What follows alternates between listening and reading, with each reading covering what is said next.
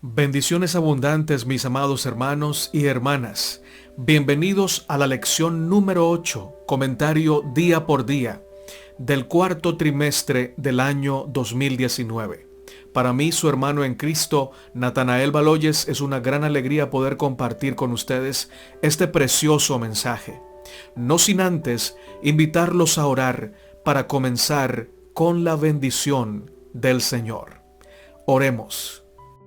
Eterno Padre que habitas en el cielo, siempre a tu nombre toda gloria, alabanza y honor. Gracias, Señor, por darnos el privilegio de estudiar tu palabra.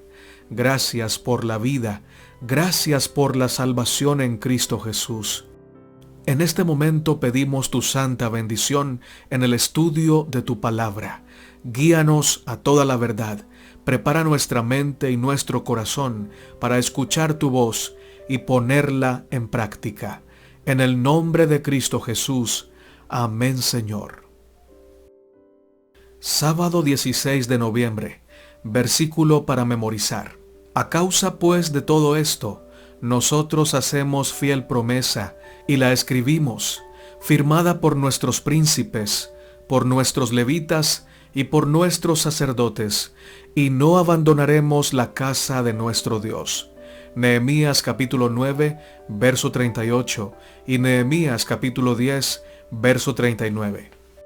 Un pacto es un acuerdo, una alianza, un compromiso cuyos involucrados aceptan guardar, respetar y cumplir aquello que estipularon, guardando fidelidad hacia los términos acordados. Se comprometen a ejecutar ciertas acciones y a recibir retribuciones de la otra parte por su cumplimiento. Un pacto se realiza con el fin de que ambas partes obtengan beneficios. En el tiempo de Nehemías, sabían la importancia que tenían los pactos para Dios, pues ellos recordaban el pacto que había hecho el Señor con Abraham, donde el Señor le prometió que iba a multiplicar su descendencia como las estrellas del cielo, y que de su descendencia iba a nacer el Mesías. También recordaban el pacto que hizo el Señor con Moisés, con Israel y también con el rey David. Dios estableció un pacto con el pueblo de Israel, y Nehemías capítulo 10, verso 28 al 29 nos dice: Y el resto del pueblo, los sacerdotes, levitas, porteros y cantores, los sirvientes del templo, y todos los que se habían apartado de los pueblos de la tierra a la ley de Dios, con sus mujeres, sus hijos e hijas, todo el que tenía comprensión y discernimiento, se reunieron con sus hermanos y sus principales para protestar y jurar que andarían en la ley de Dios, que fue dada por Moisés, siervo de Dios, y que guardarían y cumplirían todos los mandamientos, decretos y estatutos de Jehová nuestro Señor. Nehemías 10, 28 al 29. Esta fue una manera de decirles: tú eres mi pueblo y yo soy tu Dios. Dicho pacto estaba sujeto a bendiciones y maldiciones según el cumplimiento o la desobediencia a lo establecido. Dios les ofrecía abundantes bendiciones cuando ellos se mantenían dependiendo del Señor, humildes y en obediencia a sus mandamientos.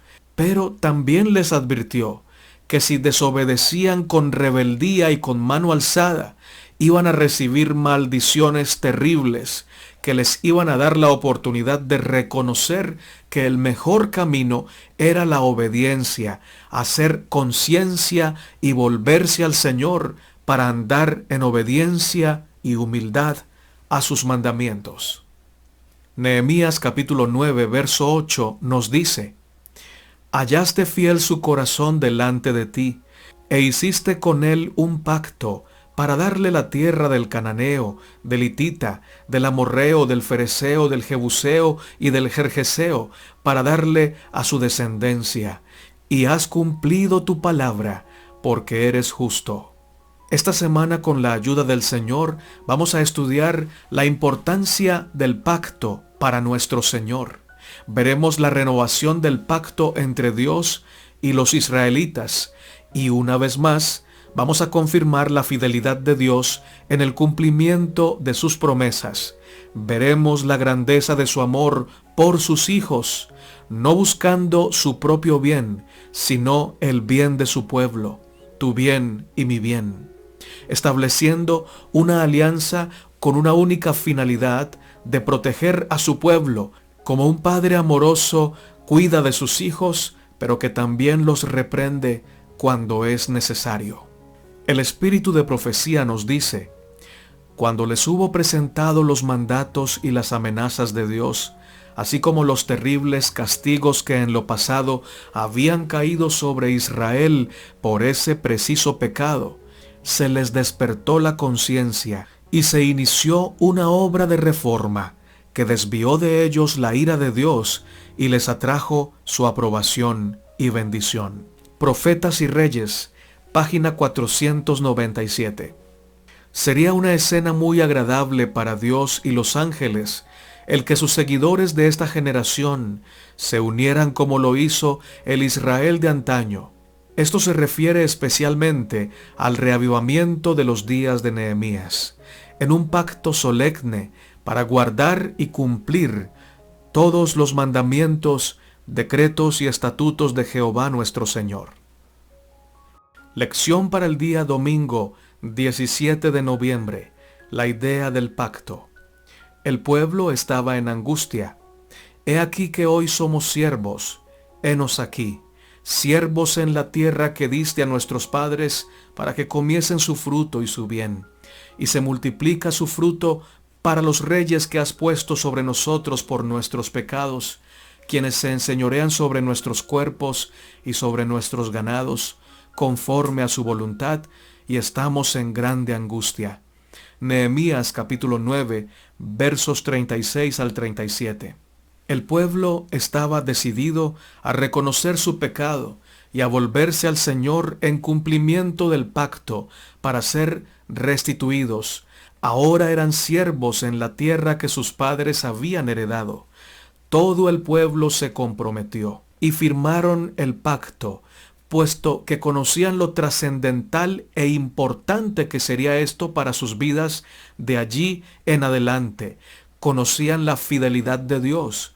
Estaban decididos a realizar cambios en su proceder para así gozar de la protección y las bendiciones del Señor. Desde la creación en el Génesis podemos ver el interés de Dios por relacionarse con el ser humano. Siempre ahí, presto a tendernos la mano y listo para aplicar un plan B con el objetivo de restaurar nuestra relación con Él. No obstante, la desobediencia y la inclinación al mal que por muchas generaciones ha dominado al hombre, ha forjado una gran brecha de separación entre el hombre y su Creador. En el tiempo de Set, los descendientes de Caín multiplicaron sus pecados. La maldad de los hombres era mucha en la tierra, dice la Biblia, al punto que el Señor se arrepintió de haber creado al hombre en la tierra. Génesis capítulo 6, verso 6. Un solo hombre halló gracia ante los ojos de Dios, Noé, a quien Dios le dio la tarea de llamar a los hombres al arrepentimiento antes de que llegara la destrucción final a través del diluvio. Mientras Noé construía el arca, predicaba anunciando la destrucción de la tierra, aunque ésta ya había sido arruinada por el pecado del hombre. Y se corrompió la tierra delante de Dios, y estaba la tierra llena de violencia, dice Génesis capítulo 6, verso 11. Elena de White, en Testimonios para la Iglesia, tomo 5, página 602, nos dice: la confesión no será aceptable ante Dios sin un arrepentimiento y reforma sinceros. Han de haber cambios decididos en la vida. Todo lo que ofende a Dios ha de ser puesto a un lado. Este será el resultado de una tristeza genuina por el pecado. Y si analizamos bien, lo que ofende al Señor es aquello que destruye a sus criaturas. El pecado separa al hombre de Dios y destruye la vida moral, física y espiritual de aquella persona que se aferra al pecado. Adán falló al pacto, pero el Señor quiso invitar a Adán y a Eva a restituir el pacto, ahora fundamentado sobre promesas que descansaban sobre la vida y la obediencia y la santidad del Mesías que estaba para ellos en el futuro. El Señor mismo buscó a Adán y a Eva. No fue Adán que le pidió que lo perdonara. No fue Eva la que pidió misericordia. Fue el Señor que ya tenía todo preparado en caso tal de que Adán y Eva pecaran. El Señor ya había preparado una vía de escape para salvar a sus hijos amados. En la generación prediluviana o antediluviana, el Señor envió a Noé para que predicara durante 120 años, para darle oportunidad a la humanidad de arrepentirse. Pero ¿qué hizo la humanidad con estos 120 años de oportunidad? Lo que hizo fue volverse más pecaminosa, afianzarse más en el pecado, aferrarse más a su maldad y despreciar la palabra del Señor, la invitación del Señor. ¿Qué hubiera pasado si la gente del tiempo de Noé hubiera escuchado la predicación y hubiera aceptado el llamado al arrepentimiento? Posiblemente hubiera pasado como pasó con Nínive. El Señor los perdonó y no los destruyó porque se arrepintieron sinceramente ante el llamado de atención y quitaron de delante del Señor aquello que ofendía su corazón. Pero los antediluvianos no aceptaron el llamado. No aceptaron la condición que el Señor les ponía. Prefirieron ahogarse en sus propios pecados. Nosotros debemos volvernos al Señor, porque Él nos quiere a su lado, porque Él ha hecho todo lo suficiente, todo lo necesario para que ustedes y yo tengamos vida eterna, tengamos salvación. Él ha puesto todo en el pacto y solo requiere de nosotros que le digamos: Señor, yo quiero servirte. Y entonces Él pondrá en nuestra vida el querer y el hacer, porque hasta eso es de Dios. Aún la fe que nosotros vivimos en Cristo no es nuestra, es de Cristo. Por eso se llama los que guardan los mandamientos de Dios y tienen la fe de Jesús, no la fe de ellos. No es mi fe, no es tu fe, es la fe de Jesús. En el pacto prácticamente el Señor pone todo. Tú y yo solamente ponemos nuestra elección de decirle: Señor, acepto el regalo, ayúdame a servirte. Amén. Lección para el día lunes 18 de noviembre. Los pactos de la historia. La Biblia menciona en total 7 pactos que Dios realizó con la humanidad. El primer pacto fue dado a Adán. Era sencillo. Podía vivir en el huerto del Edén y comer del fruto de los árboles, sojuzgar la tierra, dominar los animales. La única condición que Dios impuso al hombre fue la obediencia a su mandamiento de no comer del árbol de la ciencia del bien y del mal. Si desobedecía, ciertamente iba a morir. Por haber fracasado Adán y Eva al comer de la fruta prohibida, fue impuesta la pena de muerte para Adán y Eva y su descendencia. Espiritualmente, Adán y Eva murieron en el acto al comer la fruta del árbol prohibido. Su pecado hundió a la raza humana. La Biblia nos dice: y al hombre dijo: por cuanto obedeciste la voz de tu mujer, y has comido del árbol del cual te ordené diciendo: no comerás de él, maldita será la tierra por tu causa, con dolor comerás de ella todos los días de tu vida. Génesis 3:17. Al quedar la tierra desolada, luego del diluvio, el cual buscaba erradicar la maldad en la tierra, Dios establece pacto con Noé. Ciertamente establezco mi pacto con ustedes. Nunca más será cortada toda carne por las aguas de un diluvio, y nunca más acontecerá un diluvio para arruinar la tierra. Mi arco iris doy en la nube, y este debe servir como una señal del pacto entre mí y la tierra. Génesis capítulo 9, verso 11 y 13. Seguidamente hace pacto con Abraham, y estableceré mi pacto contigo y con tu descendencia después de ti, por todas tus generaciones, por pacto eterno, de ser Dios tuyo y de toda tu descendencia después de ti. Génesis 17:7. Dios habló estas palabras a Moisés. Ahora pues, si diereis oído a mi voz y guardareis mi pacto, vosotros seréis mi especial tesoro sobre todos los pueblos, porque mía es la tierra. Y vosotros seréis un reino de sacerdotes y gente santa. Éxodo 19, capítulo 5 al 6. El pacto mosaico fue establecido entre Dios y su pueblo Israel. Bajo el pacto, las bendiciones fueron prometidas si había obediencia, y las maldiciones fueron advertidas en caso de rebelión. La señal de aceptación del pacto por parte del pueblo era la fiel observancia del santo sábado y la obediencia a las leyes del Señor. El nuevo pacto. Los términos del pacto antiguo eran obedece y vivirás. El nuevo pacto se estableció sobre mejores promesas.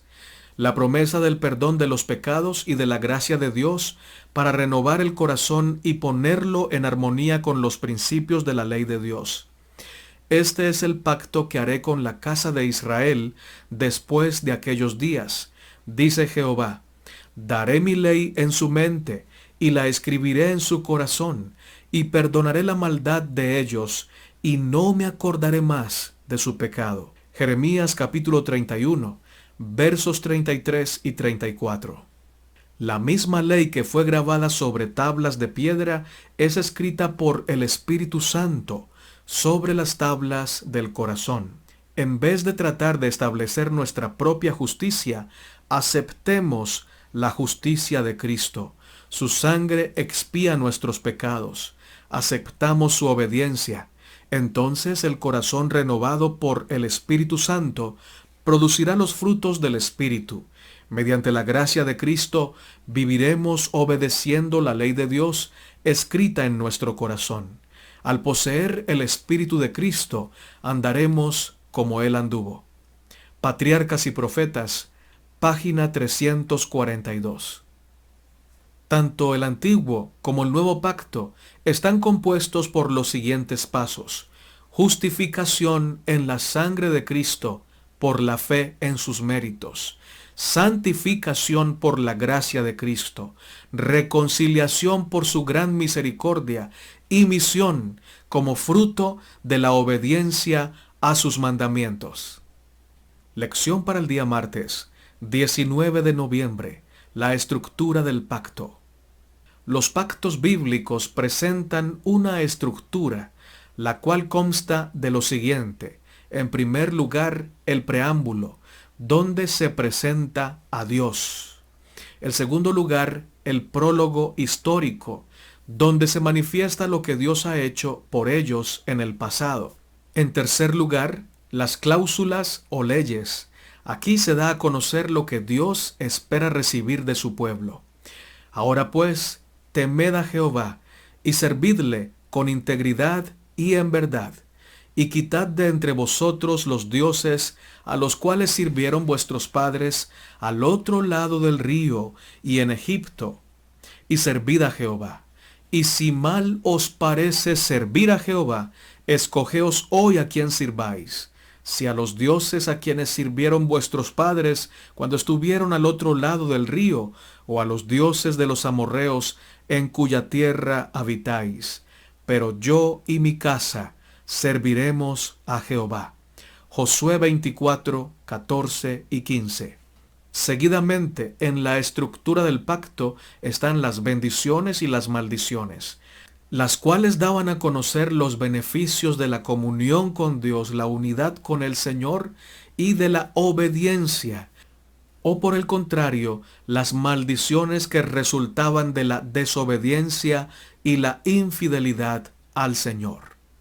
En quinto lugar, tenemos a los testigos, y Josué respondió al pueblo: vosotros sois testigos contra vosotros mismos de que habéis elegido a Jehová para servirle. Y ellos respondieron: testigos somos. Y dijo Josué a todo el pueblo: He aquí esta piedra será entre nosotros por testigo, la cual ha oído todas las palabras de Jehová que él ha hablado con nosotros. Será pues testigo contra vosotros, porque no mintáis contra vuestro Dios. Josué 24, versos 22 y 27. Y por último, tenemos la cláusula especial, o señal del pacto, donde se establecían los estatutos.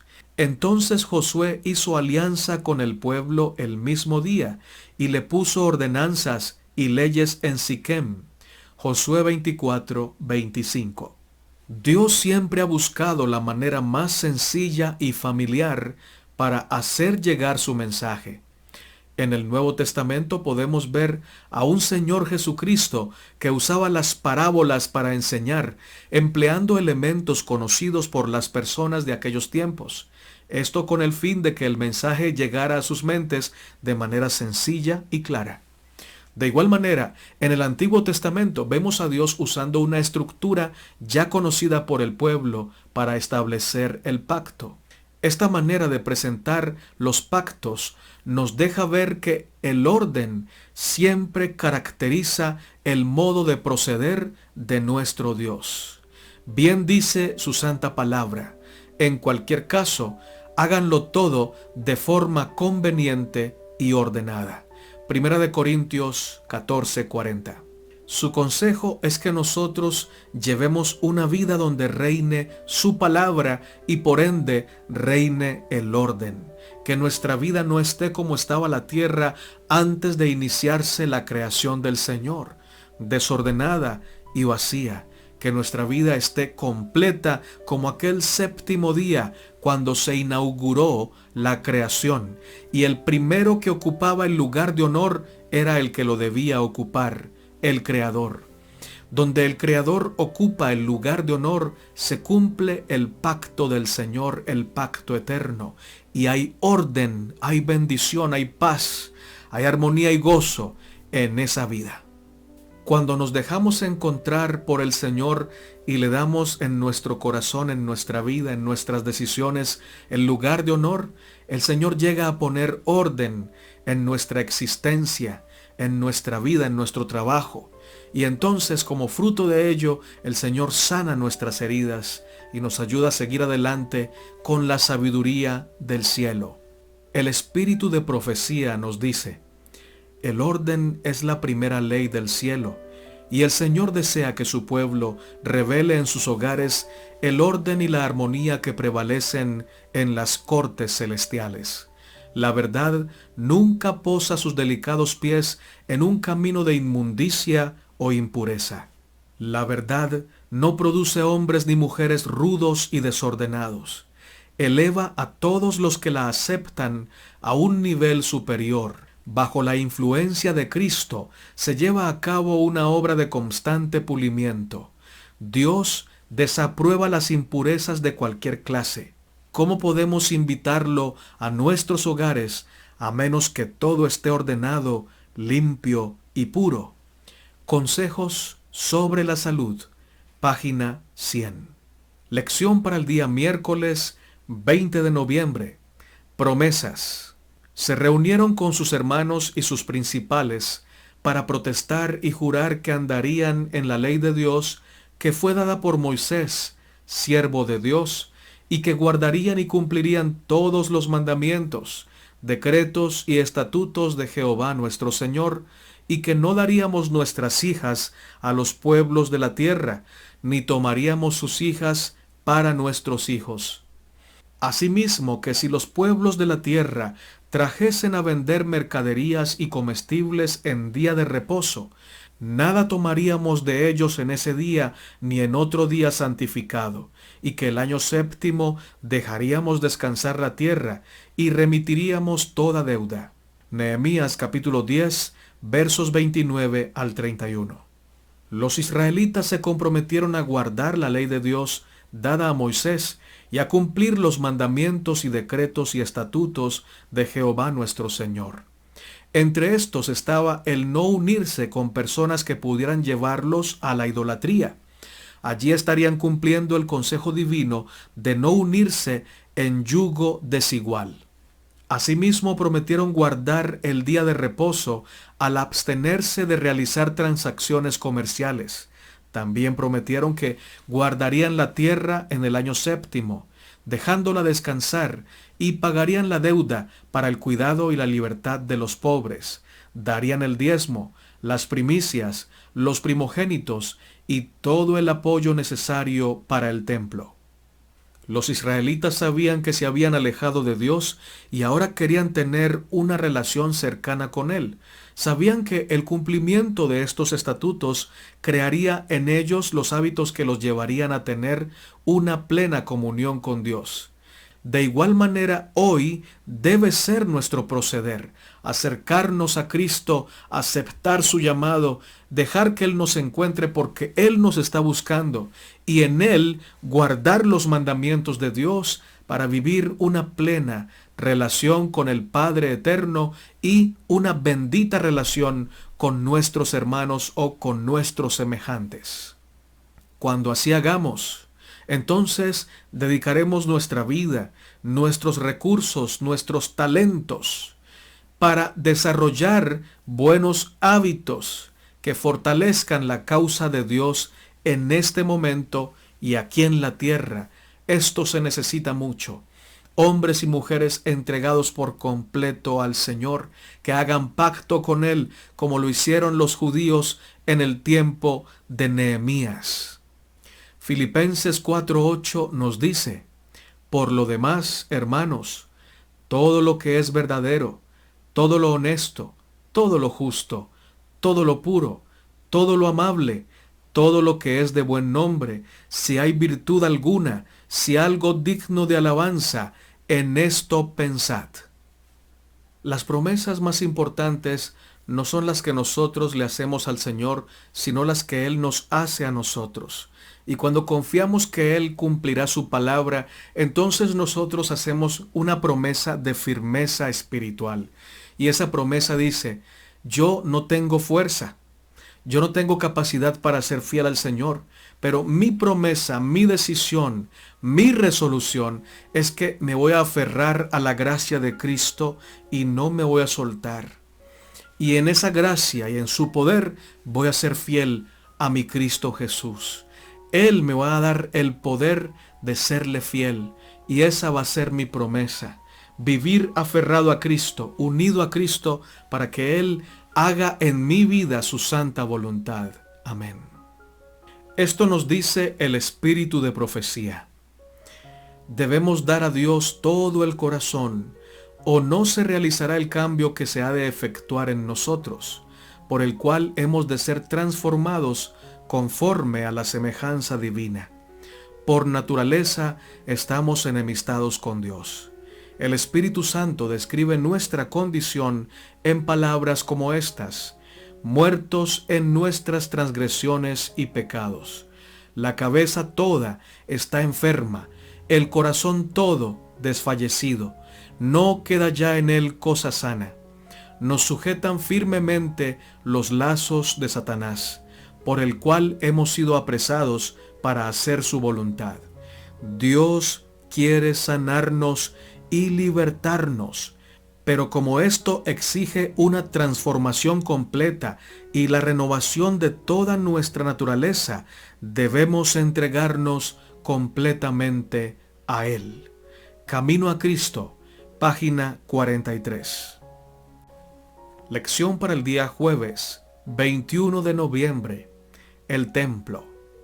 El templo era de gran importancia para los israelitas, y como ya vimos, uno de los compromisos del pacto fue ocuparse de todas las necesidades del templo. Por ello se comprometieron a contribuir económicamente para la obra. Esto implicaba el pan de la proposición, la ofrenda continua, el holocausto, la leña para el altar, las primicias de la tierra, los primogénitos de sus hijos, del ganado, de las ovejas, y también darían el diezmo. porque a las cámaras del tesoro han de llevar los hijos de Israel y los hijos de Leví la ofrenda del grano, del vino y del aceite, y allí estarán los utensilios del santuario y los sacerdotes que ministran, los porteros y los cantores, y no abandonaremos la casa de nuestro Dios. Nehemías 10:39. El buen funcionamiento del templo medía el pulso de la vida espiritual de los israelitas. Era allí donde se realizaban los sacrificios para el perdón de los pecados, lo que le brindaba al pueblo la paz y la tranquilidad de saber que sus pecados eran perdonados. Aunque dicho sea de paso, esto era sólo la revelación de lo que más adelante vendría a ser la realidad, cuando el verdadero sacrificio, el Señor Jesucristo, al ofrendar su vida en la cruz del Calvario, terminaría con la culpabilidad, expiaría nuestro pecado, acabando de manera definitiva con el pecado, al derramar su sangre para darnos vida eterna. Isaías 53:7 nos dice: angustiado él y afligido, no abrió su boca. Como cordero fue llevado al matadero, y como oveja delante de sus trasquiladores, enmudeció y no abrió su boca. La casa es el santuario para la familia, y la cámara o el huerto el lugar más retraído para el culto individual. Pero la iglesia es el santuario para la congregación.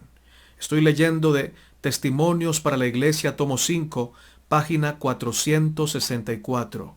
Sigo leyendo. Debería haber reglas respecto al tiempo, el lugar y la manera de adorar. Nada de lo que es sagrado, nada de lo que pertenece al culto de Dios debe ser tratado con descuido e indiferencia. A fin de que los hombres puedan tributar mejor alabanzas a Dios, su asociación debe ser tal que mantenga en su mente una distinción entre lo sagrado y lo común. Los que tienen ideas amplias, pensamientos y aspiraciones nobles, son los que sostienen entre sí relaciones que fortalecen todos los pensamientos de las cosas divinas. Felices son los que tienen un santuario, sea alto o humilde, en la ciudad o entre las escarpadas cuevas de las montañas, en la humilde choza o en el desierto.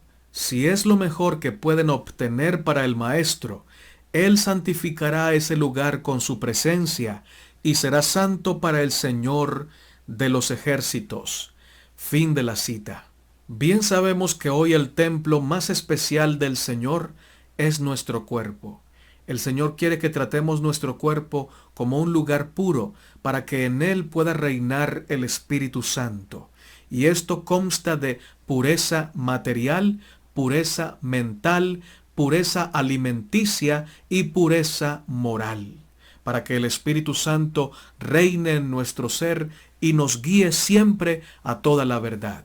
Pero también el templo físico, allí el lugar donde nos reunimos y en el lugar donde pedimos la bendición del Señor para que Él sancione toda reunión con su presencia, es un lugar que debemos respetar con íntima reverencia, con profunda reverencia.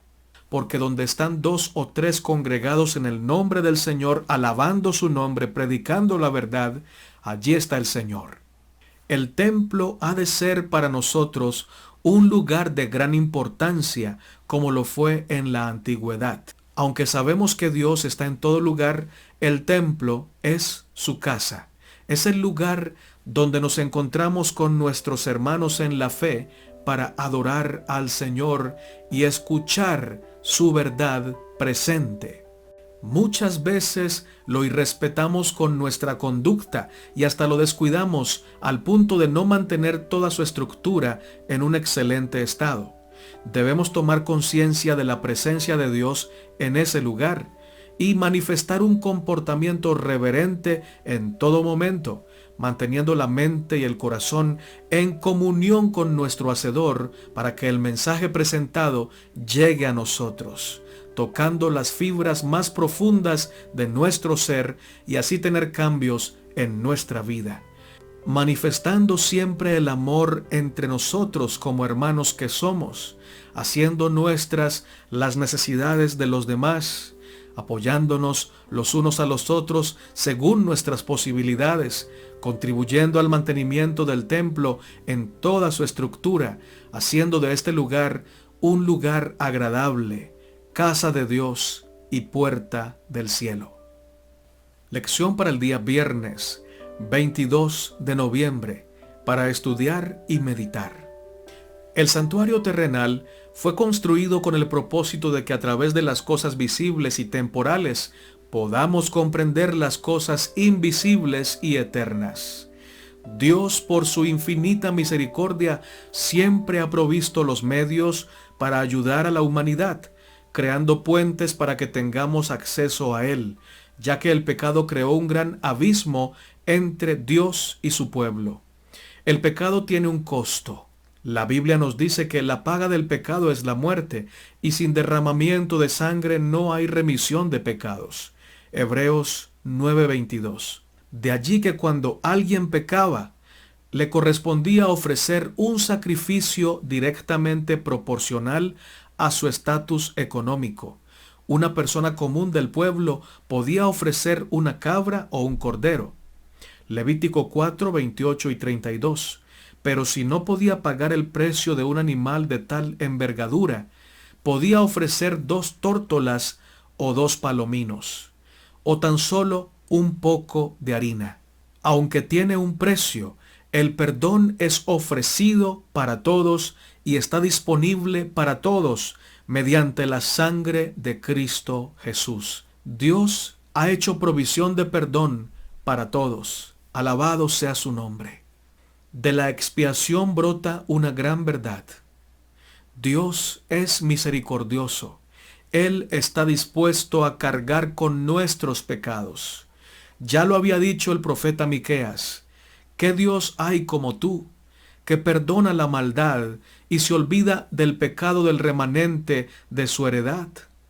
No retuvo para siempre su enojo, porque se deleita en la misericordia. Miqueas 7:18. Así como en la antigüedad los pecados del pueblo eran puestos por fe sobre la ofrenda por el pecado y por su sangre se transferían figurativamente al santuario terrenal, así también en el nuevo pacto los pecados de los que se arrepienten son puestos por fe sobre Cristo y transferidos de hecho al santuario celestial. Y así como la purificación típica de lo terrenal se efectuaba por medio de la remoción de los pecados con los cuales había sido contaminado, así también la purificación real de lo celestial debe efectuarse quitando o borrando los pecados registrados en el cielo. Pero antes que esto pueda realizarse, deben examinarse los libros de registro para determinar quiénes son los que por su arrepentimiento del pecado y su fe en Cristo tienen derecho a los beneficios de la expiación hecha por Él. Por tanto, la purificación del santuario implica una obra de investigación, una obra de juicio. Esta obra debe realizarse antes que venga Cristo para redimir a su pueblo, pues cuando venga, su recompensa estará con Él para otorgarla a cada ser humano según haya sido su obra. Apocalipsis 22:12. Para Dios es muy importante su pueblo y su pacto. En el nuevo pacto, el Señor se ha comprometido a escribir sus leyes en nuestro corazón. Se ha comprometido a llenarnos de su Espíritu Santo, que es la garantía de nuestra salvación, el adelanto, la primicia de nuestra salvación, el sello de nuestra salvación, lo que garantiza de que si nosotros nos entregamos por completo al Señor Jesucristo, vamos a andar en obediencia a su santa voluntad, porque el Espíritu Santo nos va a guiar siempre en el camino de la justicia y en el camino de la verdad. Este pacto se puede cumplir no por nuestros méritos, no por nuestra inteligencia, no por nuestra fuerza, no por nuestra virtud, sino por la gracia de Cristo Jesús. Este es un pacto que se puede cumplir si tú y yo le permitimos al Señor Jesucristo hacer su voluntad en nuestra vida.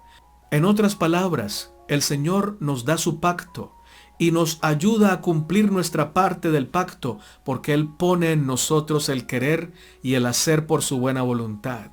Este pacto es absolutamente benéfico para la raza humana y es absolutamente cumplido por el poder de Cristo Jesús. No es en nuestra fuerza. No tenemos que desesperarnos, no tenemos que decir, Señor, yo no puedo cumplir el pacto. Lo que tenemos que decir es, Señor, gracias porque tú me das el poder para cumplir mi parte de este maravilloso pacto. Dios es bueno y para siempre es su misericordia. Que el Señor bendiga a su pueblo y que podamos cumplir con nuestra parte del pacto, la cual es decirle al Señor Jesucristo, toma mi vida, obra en mí, vive en mí, ya no quiero vivir yo, vive tú en mi ser para que cumplas el pacto en mi vida. Amén. Vamos a orar para terminar. Dios de Abraham, de Isaac y de Israel, cuán grande es tu nombre en toda la tierra. Gracias, Padre eterno, por esta palabra fresca que has traído a nuestro corazón. Gracias por cada reprensión. Gracias, Señor, porque nos invitas a vivir en santidad, en justicia, en verdad, a cumplir nuestra parte del pacto, sabiendo que tú pones en nuestra vida el querer y el hacer, sabiendo que en tu gracia podemos cumplir el pacto eterno. Gracias porque el Señor Jesucristo ha hecho la parte más difícil y ha abierto de par en par las puertas del reino de los cielos. Gracias, Padre, porque bendices a tus hijos e hijas en el mundo entero, a tu iglesia, a tu pueblo. Lo bendices con toda bendición espiritual para que pueda levantarse y cumplir con su misión. También bendices a los hombres y mujeres que aún no se han entregado a ti y escuchan este mensaje con fervor y con amor. Guárdalos en tu corazón y ayúdalos a tomar decisiones de vida eterna antes de que sea demasiado tarde. Gracias, oh Padre, por oír esta oración y por responderla por tu santa voluntad. En el nombre de Cristo Jesús. Amén, Señor.